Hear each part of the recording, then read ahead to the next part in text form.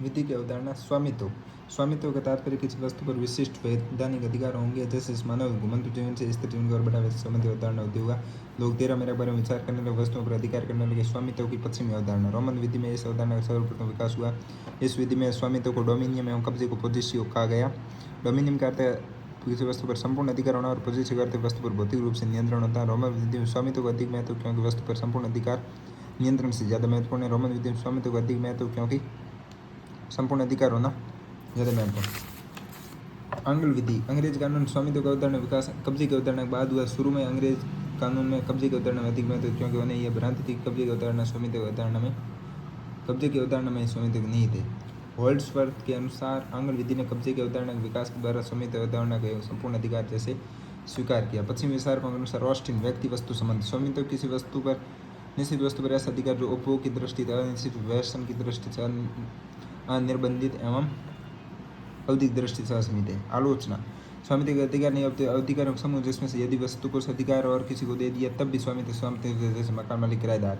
व्यन का अधिकार अंतर निबंधित नहीं है, क्योंकि संसार इस पर उचित प्रतिबंध लगा सकती है, जैसे संपत्ति के अवैध उपयोग पर रोक। संपत्ति स्वामित्व की अवधि असीमित नहीं है, क्योंकि सरकार इस पर उचित प्रतिबंध लगा सकती है और जनता के हित के लिए स्वामित्व ले सकती है, जैसे जनहित में अधिग्रहण। सामान्य स्वामित्व व्यक्ति तथा उसमें निहित अधिकारों के बीच संबंधित। स्वामित्व किसी व्यक्ति में निहित समस्त अधिकार है, जिन्हें व्यक्ति दूसरे व्यक्तियों विरुद्ध प्रयोग करता है। उसने स्वामित्व की निराकार या अमूर्त परिकल्पना की परिभाषा दी। सामान्य की परिभाषा ऑस्टिन की परिभाषा इस अर्थ में भिन्न है कि ऑस्टिन ने स्वामित्व को भौतिक वस्तु तक सीमित रखा, जबकि सॉमन ने इसे अधिकार के रूप में भी देखा। सॉमन के अनुसार स्वामित्व निम्नलिखित अधिकार सम्मिलित है: कब्जे का अधिकार, उपभोग या उपयोग का अधिकार, व्यसन या वस्तु को नष्ट करने का अधिकार, असीमित काल तक स्वामित्व बनाए रखने का अधिकार, अवशिष्ट अधिकार। आलोचना। स्वामित्व किसी वस्तु को हटाने के अधिकार का। स्वामित्व को निराकार स्वरूप समझना जटिल है। हॉलैंड। स्वामित्व किसी वस्तु पर संपूर्ण नियंत्रण है, जैसे कब्जे, उपयोग एवं व्यसन का अधिकार सम्मिलित है। हर्बर्ट। स्वामित्व में 4 प्रकार अधिकार है: वस्तु प्रयोग का, अपरिचित करने का, व्ययन का और नष्ट करने का। स्वामित्व की भारतीय अवधारणा। प्रश्न कानून में ऐसी अवधारणा किसी वस्तु पर वैधानिक हक होना और उसका कब्जा होने या भोग करने का अधिकार भी हो, ये स्वामित्व करते हैं। साक्ष्य। ब्रह्म पुराण में वैधानिक हक प्राप्त करने के 7 तरीके बताए गए हैं। विक्रय के आधार पर स्वामित्व 2 प्रकार के: संपूर्ण और सीमित। मनुस्मृति में विक्रय को स्वामित्व स्थानांतरित करने का उचित तरीका माना गया है।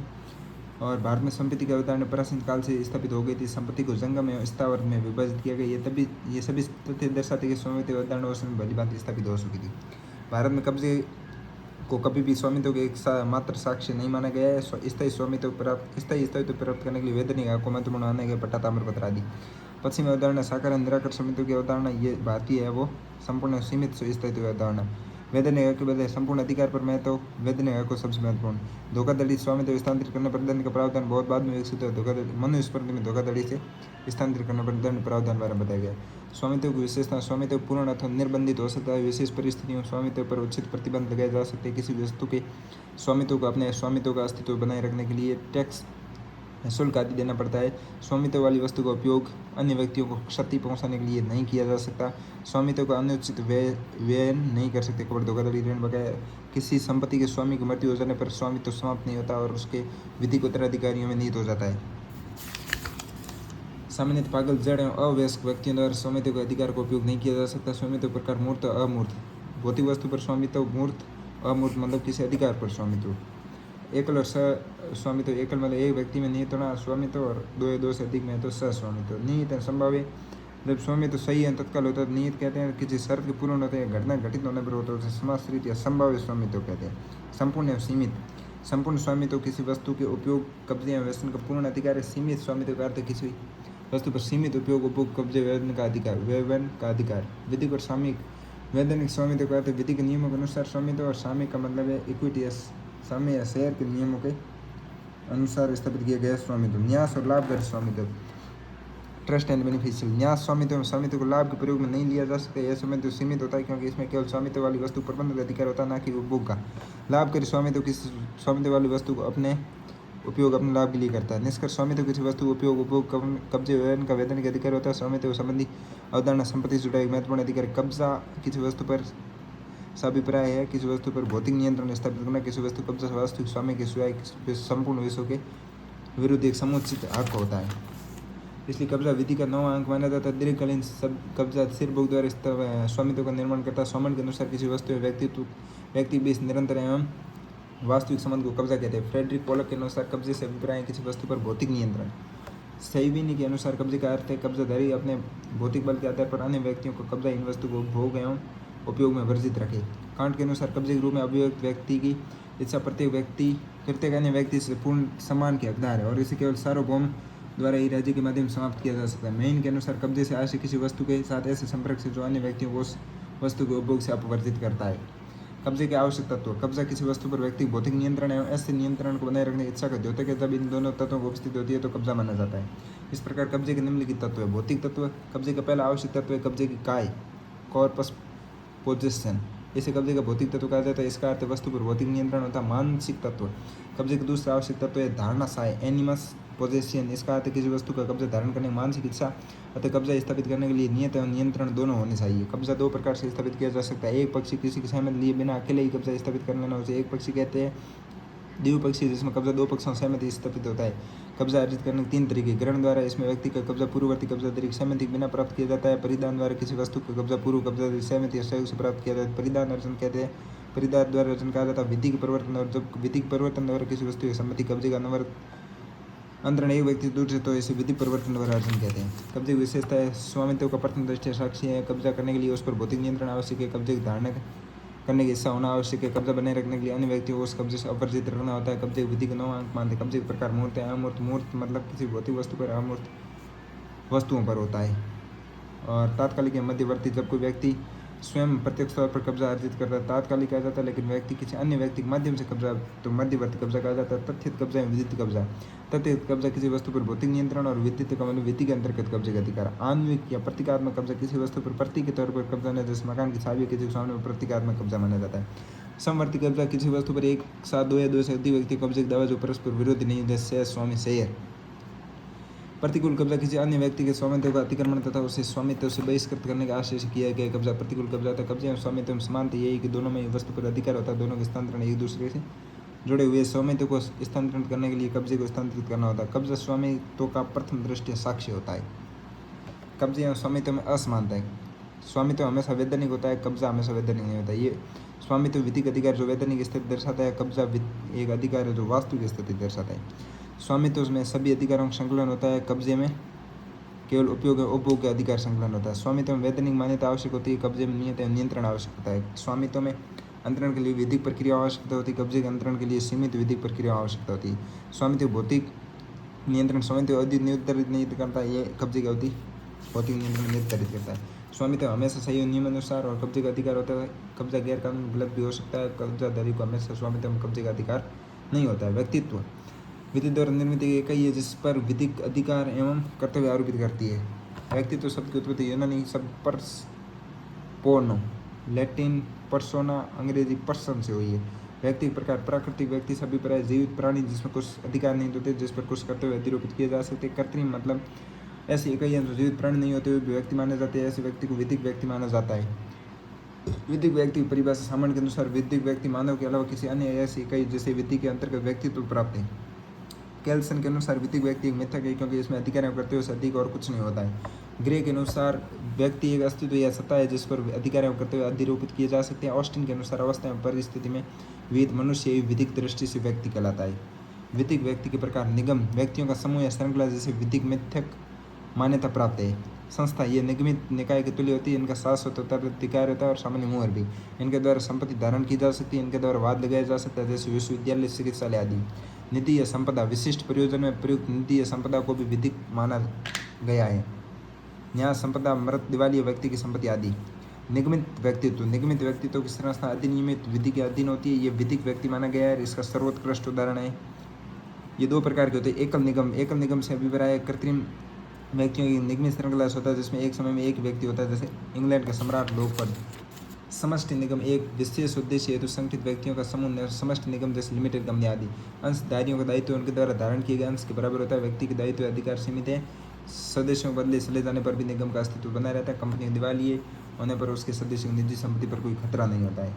निगमित दायित्व की व्यक्तित्व की विशेषता इनका शाश्वत उत्तराधिकार होता है। निगमित निकाय की कभी मृत्यु नहीं होती। निगमित निकाय के किसी सदस्य की मृत्यु होने पर उसका हट जाने से निकाय का समापन नहीं होता है, अपितु ऐसे व्यक्ति का स्थान उसके वारिस या अन्य प्राधिकृत व्यक्ति द्वारा ले लिया जाता है। इसकी अपनी एक सामान्य मोहर होती है, यह संपत्ति धारण कर दिया जाए, इसके विरुद्ध वाद लगाया जा सकता है, इसकी ओर से वाद लाया जा सकता है। कॉर्पोरेट पर्दा अवधारणा वैधानिक व्यक्तित्व से जुड़ी, यह पर्दा वैधानिक निकाय के सदस्यों को निजी दायित्व से सुरक्षा प्रदान करता है, क्योंकि सभी देयताएं और दायित्व वैधानिक व्यक्तित्व के होते हैं, परंतु ये पर्दा अपारगम्य नहीं है, क्योंकि वैधानिक व्यक्तित्व का उपयोग विधि विरुद्ध या धोखाधड़ी आदि के लिए किया जाए तो न्यायालय इस पर्दे को उठाने का आदेश दे सकता है। उदाहरण DRT डेब्ट रिकवरी ट्रिब्यूनल ने विजय माल्या कंपनी किंगफिशर के कॉर्पोरेट पर्दे को उठाने का आदेश दे दिया था। वैधानिक व्यक्तित्व वैधानिक संबंधों में सुगमता से समन्वय बनाए रखता है तथा सभी अंशधारकों को एक संयुक्त व्यक्तित्व प्रदान करता है। दायित्व सामान्य के अनुसार दायित्व का आवश्यक वह बंधन है जो कि दोषकर्ता है दोष का उपचार के बीच होता है। विधि की अवधारणा में दायित्व का अर्थ है किसी कार्य या सुख के लिए किसी को उत्तरदायी बनाना। दायित्व विधिक बाध्यता उत्पन्न करता है। दायित्व सिविल या आपराधिक हो सकता है। दायित्व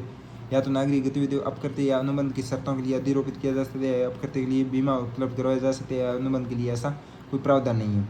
दायित्व के प्रकार प्राथमिक दायित्व है जिसके लिए प्रत्यक्ष रूप से अपने कृत्य या अपकृत्य के लिए उत्तरदायी होता है।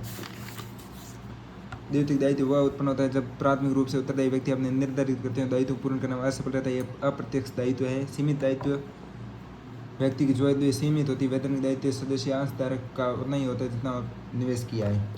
संयुक्त दायित्व जब एक से अधिक व्यक्तियों को किसी कानून बाधित हेतु उत्तरदायी ठहराया जाए तो संयुक्त दायित्व कहते हैं। प्रत्येक दायित्व जब व्यक्ति या संस्था में प्रत्येक रूप से अपने कर्तव्य हेतु उत्तरदायी ठहराया जाए तो प्रत्येक दायित्व कहते हैं। पूर्ण दायित्व व्यक्ति कर्तव्यों के लिए पूर्ण रूप से उत्तरदायित्व। पूर्ण दायित्व कहते हैं। प्रतिनिधिक दायित्व जब व्यक्ति दूसरे व्यक्ति कार्य के लिए उत्तरदायी होता है। विधिक व्यक्तित्व तथा दायित्व विधिक व्यक्तित्व के अधिकारों के साथ बहुत से दायित्व भी होते हैं जिन्हें पूर्ण करने का असफल होने के विरुद्ध लाया जा सकता है। विधिक व्यक्तित्व अपने सदस्यों को दायित्व से सुरक्षा प्रदान करता है। विधिक अधिकार वह अधिकार होते हैं जो विधि में मान्यता रखते हैं, उन्हें विधि द्वारा संरक्षण प्राप्त होता है। डॉक्टर एलन अधिकार से अभिप्राय किसी हेतु को प्राप्त करने के लिए विधि द्वारा प्रत्यभूत शक्ति। सौमन विधिक अधिकार विधि द्वारा मान्य और सुरक्षित होते हैं। ई हियरिंग अधिकार विधि द्वारा संरक्षित होते हैं। प्रोफेसर ग्रे विधिक अधिकार यह शक्ति जिसके द्वारा कोई व्यक्ति अन्य व्यक्ति को कार्य करने के लिए वैधानिक कर्तव्य द्वारा आबादी करता है। विधिक अधिकार के सिद्धांत इच्छा सिद्धांत इस सिद्धांत के अनुसार इच्छा ही अधिकार का मुख्य तत्व है। अधिकार मानव इच्छा से उत्पन्न होता है। ऑस्टिन हॉलैंड पोलक इस सिद्धांत के समर्थन। हेतु सिद्धांत ई हियरिंग ये सिद्धांत है जिसके अनुसार अधिकार का आधार हेतु क्योंकि इच्छा के बिना भी अधिकार हो सकते हैं, जैसे शिशुपालन पागल या निगम को विधिक अधिकार प्राप्त होते हैं परंतु उनमें इच्छा नहीं होता तो विधिक अधिकार विधि द्वारा रक्षित होते हैं। विधिक अधिकार के तत्व सामान्य के अनुसार विधिक अधिकार 5 प्रमुख तत्व।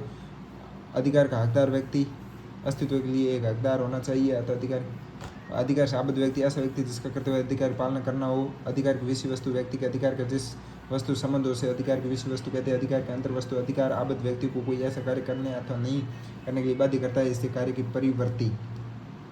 परिवर्ती या एक्ट ऑफ ओमिशन कहते हैं। इस अधिकार के अंतर वस्तु माना जाता है। अधिकार का स्वतः या हक से अभिप्राय वह तथ्य या घटना जिसके कारण अधिकार व्यक्ति में निहित होता है। इस घटना तथा तथ्य के कारण ये अधिकार अस्तित्व में आता है। हॉफील्ड के अधिकारों वर्गीकरण हॉफील्ड ने अधिकार स्वतंत्रता शक्ति और उन्मुक्ति सहवर्ती और प्रतिकूल अवधारणाओं को स्पष्ट किया। अधिकार स्वतंत्रता है, कर्तव्य अधिकार शून्यता है, शक्ति से उन्मुक्ति है और अधीन निर्योग्यता। विधिक अधिकारों के प्रकार सकारात्मक और नकारात्मक अधिकार वह अधिकार जो आबद्ध व्यक्ति को करने के लिए बाध्य करे सकारात्मक, और वह अधिकार जो आबद्ध व्यक्ति को न करने के लिए बाध्य करे तो नकारात्मक। वास्तविक का मतलब होता है वास्तविक अधिकार लोक लक्ष्य होते हैं। ये अधिकार संपूर्ण विषयों के विरुद्ध प्राप्त और संरक्षित होते हैं जैसे संपत्ति का अधिकार, जबकि व्यक्तिगत अधिकार केवल व्यक्ति विशेष से निर्धारित व्यक्तियों में प्राप्त होते हैं। राइट इन रेम एंड व्यक्तिगत अधिकार को राइट इन पर्सनम भी कह सकते हैं।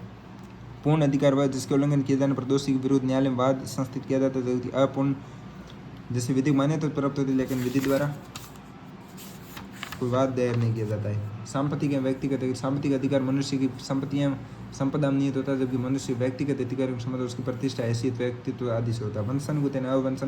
वंशानुगत अधिकार वह है जो व्यक्ति के मरने के बाद भी अस्तित्व में रहते हैं और अगली पीढ़ी को मिलते हैं, जबकि अवंशानुगत अधिकार वह होते हैं जो व्यक्ति के जीवन काल तक ही रहते हैं। स्व सांपत्तिक एवं पर सांपत्तिक अधिकार राइट इन रीप्रोपरिया एंड राइट इन रीएलिनिया किसी व्यक्ति का अपनी संपत्ति का अधिकार है स्व सांपत्तिक अधिकार कहलाता है तथा किसी अन्य व्यक्ति की संपत्ति पर अधिकार पर सांपत्तिक अधिकार कहलाता है। प्रधान एवं सहायक अधिकार प्रिंसिपल एंड एसेसरी राइट्स प्रधान अधिकार का अस्तित्व अन्य अधिकार स्वतंत्र होता है, जबकि सहायक अधिकार प्रधान अधिकार का अनुषंगी अधिकार होता है। लोक एवं निजी अधिकार राज्य में निहित अधिकार लोक अधिकार कहलाता है, जबकि व्यक्ति में निहित है तो निजी अधिकार। मूल एवं संवैधानिक मूल अधिकार सर्वांगीण विकास आवश्यक होते हैं। संवैधानिक अधिकार उपेक्षाकृत आवश्यक नहीं होते। निहित एवं संभावित निहित अधिकार वह जो पूर्णतः स्वतः पूर्ण हो जहाँ सारी आवश्यकता शर्तें पूर्ण हो, जबकि संभावित अधिकार वह होते जो किसी घटना के होने के या किसी शर्त के पूर्ण होने पर नहीं थे। ऐसे समाश्रित अधिकार भी कहते हैं। विधि के सामयिक विधि द्वारा मान्य अधिकार विधिक होते हैं, जबकि सामयिक अधिकार व्यक्ति द्वारा दिए गए अंश पर निर्भर करते हैं। विधिक कर्तव्य विधि का मुख्य उद्देश्य लोगों को विशिष्ट कार्य करने या ना करने के लिए बाध्य करना, जिससे मानवीय हितों का संरक्षण किया जा सके, इस बाध्य को कर्तव्य कहते हैं। बट के अनुसार कर्तव्य व्यक्ति में निहित वह बाध्यता जिसके कार्यों को राज्य की सहायता एवं अनुमति से नियंत्रित किया जा सकता है। कर्तव्य प्रकार सापेक्ष और निरपेक्ष। सापेक्ष वो जिन्हें सहवर्ती अधिकार भी होते हैं तथा निरपेक्ष कर्तव्य के सहवर्ती अधिकार नहीं होते। ऑस्टिन के अनुसार निरपेक्ष कर्तव्य स्वयं के प्रति, मानवेतर, राज्य के प्रति, जन सामान्य के प्रति होती है। सकारात्मक वह कर्तव्य जो कुछ करने के लिए बाध्य करें, सकारात्मक, और वह जो कुछ न करने के लिए बाध्य करें नकारात्मक। प्राथमिक वो होते हैं जो जब कर्तव्य किसी दूसरे कर्तव्य से अस्तित्व में हो तो प्राथमिक कर्तव्य होता है स्वतंत्र रूप से अस्तित्व हो। जब उसका प्रयोजन किसी अन्य कर्तव्य को परिवर्तित करने के लिए हो तो उसे द्वितीय कर्तव्य कहते हैं। विधिक या नैतिक कर्तव्य जो विधि द्वारा मान्य हो तो न्याय के प्रबंध के लिए आवश्यक हो तो विधिक, और जो नैतिकता द्वारा पर दिया जाए तो नैतिक कर्तव्य। अधिकार एवं कर्तव्य संबंध। अधिकार एवं कर्तव्य एक दूसरे इस प्रकार से संबंधित है कि एक के बिना दूसरे कल्पना संभव नहीं। विधि शास्त्री इस तथ्य पर सहमत है कि प्रत्येक अधिकार के साथ एक सहवर्ती कर्तव्य जुड़ा होता है, परंतु इस बात पर पूर्ण मत है कि नहीं है कि प्रत्येक कर्तव्य के साथ सहवर्ती अधिकार होता अनिवार्य है, क्योंकि कुछ कर्तव्य निरपेक्ष होते हैं। एक व्यक्ति का अधिकार उसके दूसरे व्यक्ति का कर्तव्य होता है, और सम्मान के अनुसार अधिकार एवं कर्तव्य दो आप व्यक्तियों के बीच वैधानिक दायित्व के एक बंध बनाते हैं। अतः सर्वमान्य सिद्धांत ये है कि अधिकार एवं कर्तव्य एक दूसरे अन्योन्य आश्रित रूप से जुड़े हैं एवं एक दूसरे को सहवर्ती है। राजस्थान भू राजस्व एक्ट 1956। ग्राम सेवकों की नियुक्ति, न्यायालयों, राजस्व अधिकारियों, भूमि संबंधी मामलों, कर्तव्य संबंधी शक्तियों, अभिलेखों, नक्शों की तैयारी, सार संभाल, राजस्व लगान वसूली, प्रासंगिक मामलों संबंधी विधि कानून समेकित एवं करने के लिए यह अधिनियम लाया गया। 11 अध्याय 2 अधिसूचना। अध्याय 1 धारा 3 में परिभाषा। नचल भूमि से अभिप्राय राज्य में निहित उस आबादी भूमि से जो नगर पालिका, पंचायत समिति, गांव, कस्बा, शहर की सीमा के अंदर हो। अध्याय 2 धारा 4 राजस्व बोर्ड की स्थापना और गठन। इसके अंतर्गत एक राजस्व बोर्ड गठन जिसमें 20 सदस्य होंगे, 320 और एक अध्यक्ष होगा। पहले 15 सदस्यों प्रावधान जो 2011-20 किया। धारा 5 में सदस्यों कार्यकाल बोर्ड के सभी सदस्य राज्यपाल की प्रसन्नता प्रसाद पर्यंत पद पर धारण रहेंगे। धारा 6 में बैठक स्थान राजस्व मंडल का मुख्य अजमेर में होगा। धारा 7 प्रशासनिक अधिकारीगण राज्य सरकार बोर्ड का रजिस्ट्रार और अन्य अधिकारी जो बोर्ड के कर्तव्यों का निर्वहन करने के लिए आवश्यक नियुक्त करेगी। मंडल की शक्ति। ये मंडल राज्य में अपील, पुनरीक्षण और निर्देशन को उच्चतम राजस्व न्यायालय माना गया है। धारा 8 में इस अधिनियम के अंतर्गत प्रावधानों के अधीन समस्त राजस्व न्यायालयों, समस्त राजस्व अधिकारियों पूर्ण अधीक्षण का तथा नियंत्रण मंडल में नियत होगा, और ऐसे समस्त न्यायालय तथा अधिकारी मंडल के अधीनस्थ होंगे। बेंच की निर्देश करने की शक्ति। धारा 11 में किसी प्रश्न को उच्च न्यायालय को निर्देश करने की शक्ति। और धारा 12 में यदि किसी मुकदमे में पीठ में ये प्रतीत हो कि कोई प्रश्न सार्वजनिक महत्व होता है, उस न्यायालय का अभिमत प्राप्त करना हित करें तो बेंच उस प्रश्न को उस न्यायालय को निर्देशित कर सकती है। मतभेद की दशा में विनिश्चय करने की शक्ति। 13 में मंडल ऐसे रजिस्टर भैया हिसाब रखवाया गया, संधारित करवाए जैसे कि कार्य संपादन के लिए निर्धारित किए जाए आवश्यक होती है। धारा 14 में मंडल का अध्यक्ष मंडल के कार्यों का वितरण कर सकता है। मंडल संबंधी नियम बनाने की शक्तियाँ राज्य सरकार द्वारा सौंपी गई अन्य शक्तियाँ। अध्याय 3 में राजस्व न्यायालय तथा अधिकारीगण। और धारा 15 में प्रादेशिक क्षेत्र। राज्य सरकार के राजस्व तथा सामान्य प्रशासन राज्य को निम्नलिखित में बांट सकती है। डिवीजन, डिस्ट्रिक्ट, सब डिवीजन, तहसील, सब तहसील। न्यायालय तथा अधिकारीगण। राज्य के लिए भू प्रबंध आयुक्त एवं अतिरिक्त आयुक्त, भू अभिलेख निदेशक, अतिरिक्त निदेशक, संभाग के लिए आयुक्त, उपायुक्त, जिले के लिए जिलाधीश, अतिरिक्त भू अभिलेख अधिकारी, भूखंड भू प्रबंध अधिकारी, सहायक जिलाधीश।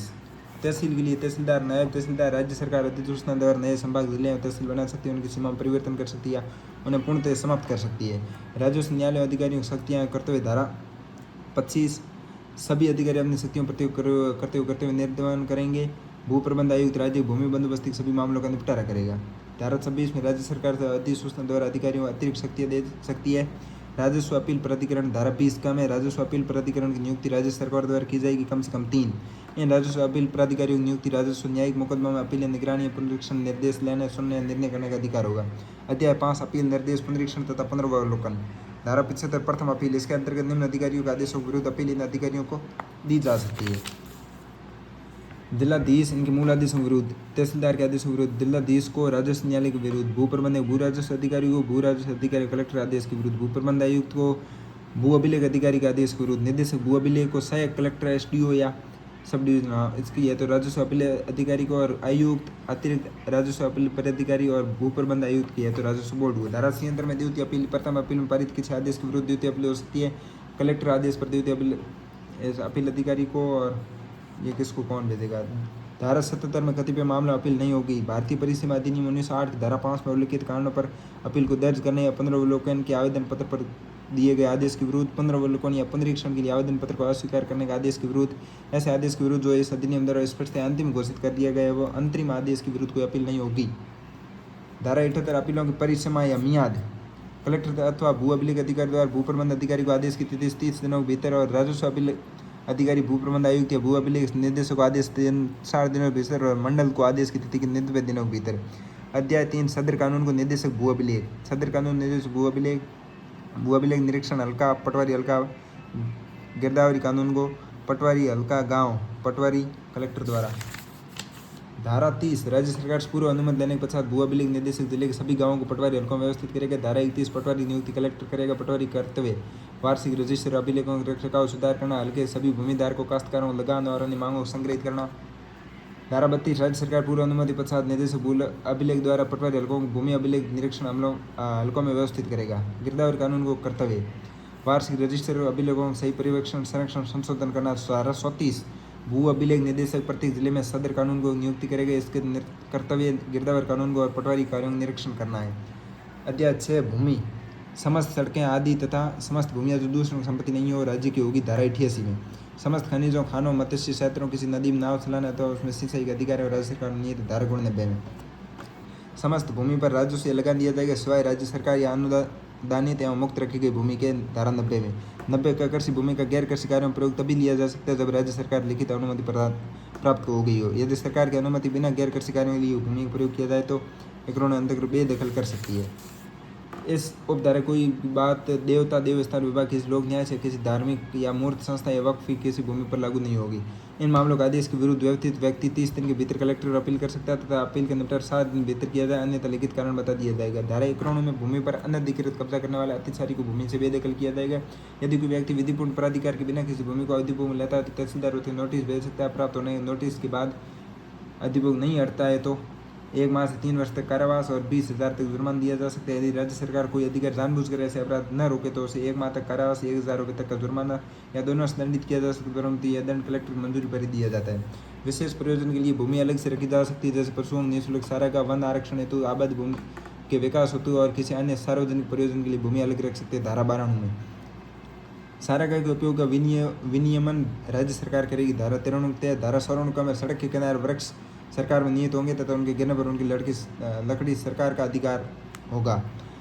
अध्याय 7 सर्वेक्षण और अभिलेख का कार्य। राज्य सरकार शासकीय राजपत्र में अधिसूचना देने के पश्चात स्थानीय भूमि का सर्वेक्षण कर सकती है। सर्वेक्षण परिवर्तन भू अभिलेख अधिकारी द्वारा किया जाएगा। इसके अंतर्गत निम्नलिखित कार्यक्रमों की सीमा चिन्ह लगाना, खेतों का नक्शा और रजिस्टर तैयार करना, अधिकार अभिलेख तैयार करना जिनमें निम्नलिखित सम्मिलित है। खेवट एक रजिस्टर जिसमें सर्वेक्षण अभिलेख कार्य के अधीन क्षेत्र में भू संपत्ति अधिकारी उसके सहभागीदार असामी आदि तथा सीमा व हितों को विनिर्दिष्ट किया जाता है। धारा 117 का में खतौनी एक ऐसा रजिस्टर जिसमें भूमि को काश्त करने वाले या अन्य प्रकार के भूमि धारण या अधिवासित करने वाले व्यक्तियों को विवरण विनिर्दिष्ट किया जाता है। धारा 114 ख में माफी रजिस्टर ऐसा रजिस्टर जिसमें बिना लगाने और राजस्व को भूमि धारण करने वालों को विवरण रहता है। धारा 120 भू अभिलेख अधिकारी सर्वेक्षण क्षेत्र के अंतर्गत आने वाले सभी गांवों की एक सूची बनाएगा और उसमें निम्नलिखित विवरण देगा। नदी बाव क्षेत्र, अनिश्चित काश्त वाला क्षेत्र, उस पर निर्धारित राजस्व या लगान या व्यक्ति जिसके द्वारा अदा किया जाएगा। राजस्व लगान मुक्त क्षेत्र भू अभिलेख अधिकारी वार्षिक रजिस्टर तैयार करेगा। अध्याय 8 भू प्रबंध क्रियाएं।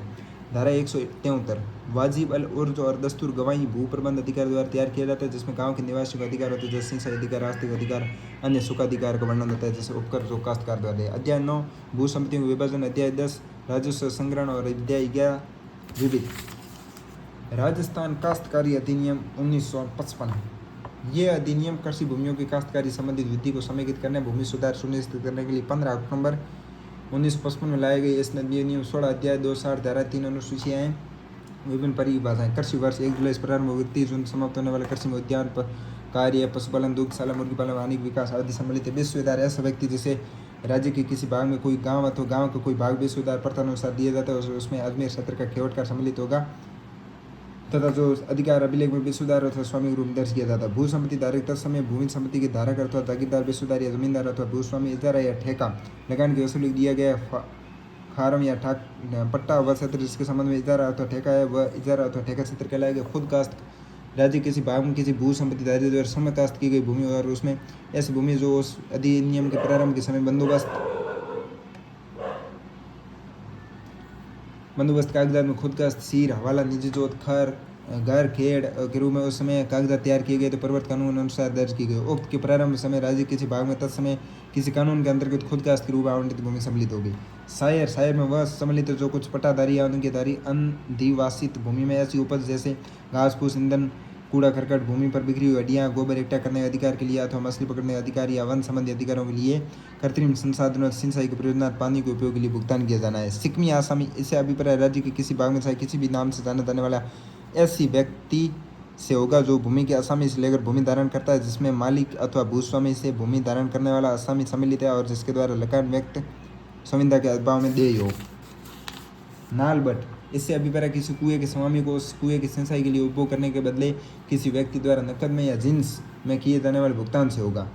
अध्याय 2 खुद कास्ट। इस अध्याय में खुद कास्ट के अधिकार उत्तराधिकार तथा हस्तांतरण के बारे में बताया। इसमें यह बताया कि खुद कास्ट को किराए पर नहीं दिया जा सकता। खुद कास्ट को किराए पर भूमि का अवसान किन परिस्थितियों में हो सकता है ये भी सविस्तार बताया गया। यदि कोई भू संपदा का किसी विधि के अंतर्गत उन्मूलन हो जाता है तो खुद कास्ट का धारक व्यक्ति खातेदार आसामी जैसे ही होंगे। खुद कास्ट अधिकार हस्तांतरणीय नहीं है, ये केवल विनियम विभाजन या दान द्वारा हस्तांतरित होता है। अध्याय 3 अभिधारियों के वर्ग। इस अध्याय के अंतर्गत विभिन्न आसामियों की श्रेणियों का वर्णन किया गया जो निम्नलिखित खातेदार आसामी, मालिक, खुद कास्ट के आसामी, गैर खातेदार आसामी। परंतु कुछ भूमियों में खातेदार अधिकार प्रोद्भूत नहीं होते हैं जैसे गोचर, नदी तल, कभी कभी कृषि के लिए प्रयुक्त हो, सिंगाड़ा आदि उपज के लिए प्रयुक्त जल मगन भूमि और प्रयुक्त भूमि, म्यूनिसिपल खाइयों के कृषि शिक्षण या खेल मैदानों के लिए प्रयुक्त भूमि, गांव के पीने के लिए पानी के लिए जलाशय टाँके के लिए प्रयुक्त भूमि, सरकारी बाग की भूमि, लोक प्रयोजन के लिए धारित भूमि, सैनिक पड़ाव स्थल और छावनी के भीतर भूमि और रेलवे या नहर की सीमा के भीतर भूमि। अध्याय 3 क ए। इस अध्याय में मुआवजे भुगतान करने पर सिक्किमी आसामियों तथा खुद कास्ट के आसामियों के अधिकार प्रदान किए जाने का वर्णन किया गया। असिंचित भूमि का मुआवजा 15 गुना, सिंचित का 20 गुना और भूमि सुधार के लिए भी मुआवजा देय होगा। नाल बट के अधिकार के संबंध में 10 गुना मुआवजा देय होगा। अध्याय 3 ख या बी अधिकतम क्षेत्र से अधिकतम भूमि धारण करने पर प्रतिबंध। अध्याय 3 ग सी अधिकारियों या आसामी के प्राथमिक अधिकार, निवास के लिए मकान हेतु स्थान का अधिकार, लिखित पट्टाएं उनके प्रतिलेय का अधिकार, पट्टों का प्रमाणीकरण करने का अधिकार, प्रीमियम अथवा बेगार से मुक्ति, लगान से भिन्न संदाय से मुक्ति, रिहायशी घर से संबंधी सामग्री उपयोग करने का अधिकार, नाल बट के अधिकार का अधिग्रहण करना। अध्याय 4 अवतरण, अंतरण, विनिमय, विभाजन। आसामी का अपने भूमि क्षेत्र में हितदायी योग्य है परंतु अंतरणीय नहीं। भूमि क्षेत्र के हित का अवतरण, अंतरण, विनिमय, विभाजन किया जा सकता है परंतु अनुसूचित जाति जनजाति के सदस्य से ऐसा सदस्य भूमि क्षेत्र का हित नहीं ले सकता जो अनुसूचित जाति या जनजाति का नहीं हो। कोई खुद काश्तकारी या खातेदार आसामी अपने भूमि के किसी भाग को सिक्किमी कास्ट के लिए पट्टे पर दे सकता है परंतु ये केवल 5 वर्ष तक दी जा सकती है। पट्टे की समाप्ति के बाद 2 वर्ष के बाद ही स्वतः भूमि अपने पुनः सिक्किमी कास्ट के लिए दी जाएगी। गैर खातेदार आसामी केवल 1 वर्ष के लिए सिक्किमी कास्ट के लिए भूमि दे सकता है। SC/ST के आसामी केवल SC/ST को भूमि पट्टे पर दे सकते परंतु कृषि प्रसंस्करण, कृषि कारोबार, कृषि संक्रियाओं जैसे विद्युत उत्पादन के लिए प्रयुक्त किए जाने वाले भूमि खुद कास्ट का धारक या भूस्वामी पट्टे या खातेदार उप पट्टे पर 15 वर्ष तक दे सकते हैं। आसामी या अभिधारी द्वारा अपनी भूमि क्षेत्र पर से ही वेत समर्पण, परित्याग एवं अवसान अभिवर्तियों का अभ्यर्पण किया जा सकता है। अध्याय 6 सुधार। राज्य सरकार द्वारा किसी भूमि का सुधार किया जा सकता है। तहसीलदार की अनुमति से खातेदार आसामी या भूमिधारी भी अपनी भूमि क्षेत्र में कोई सुधार कर सकता है। सुधार से इनकार भी कर सकता है। सुधार के लिए मुआवजा पाने का हक भी होता है। अध्याय 7 वृक्ष। कोई आसामी अपने भूमि क्षेत्र में वृक्ष लगा सकते हैं बशर्ते कि उक्त वृक्ष भूमि की उत्पादन शक्ति को कम न करें। खातेदार आसामी अपने भूमि क्षेत्र में स्थित वृक्षों को किसी भी प्रयोजनार्थ हटा सकते हैं। गैर खातेदार आसामी अपने भूमि क्षेत्र में स्थित वृक्षों को तहसीलदार की पूर्व अनुमति से हटा सकेगा। सिक्किमी आसामी अपने भूमि के मालिक की अनुमति से पेड़ हटा सकता है।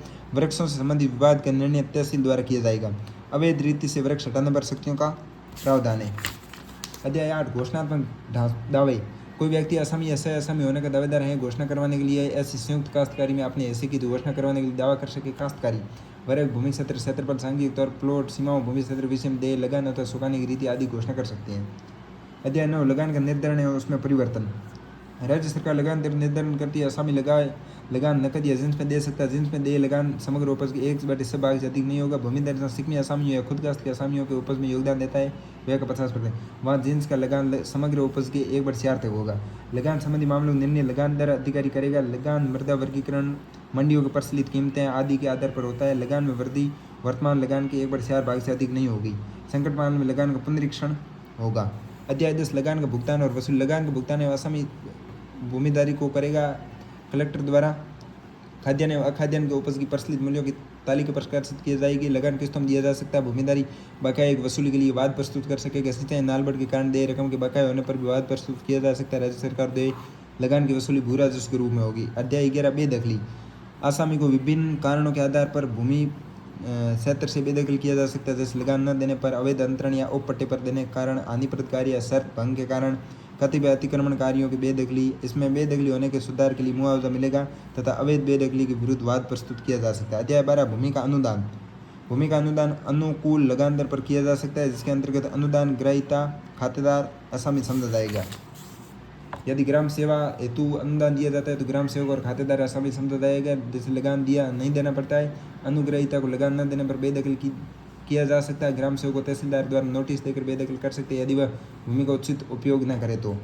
अध्याय 13 भागधारक। ओपनधारी को विभिन्न अधिकार होंगे, जैसे वृक्ष काटने बेचने। ओपनधारी को अपने भूमि क्षेत्र को बेच या दान सकते हैं। ओपन भूमि का लगान नकद में देय होगा। ओपनधारी को लगान न देने पर बेदखल किया जा सकता है। अध्याय 14 इजारादार या ठेकेदार। इजारादार विभिन्न अधिकारों में वृक्ष काटने, लगाने, लगान वर्दी, असामयिक बेदखली के लिए वाद प्रस्तुत करने का, सुधार करने का अधिकार। इजारादार लगान नहीं देता तो बेदखल किया जा सकता है। इजारादार अपने हितों को समर्पित कर सकता है।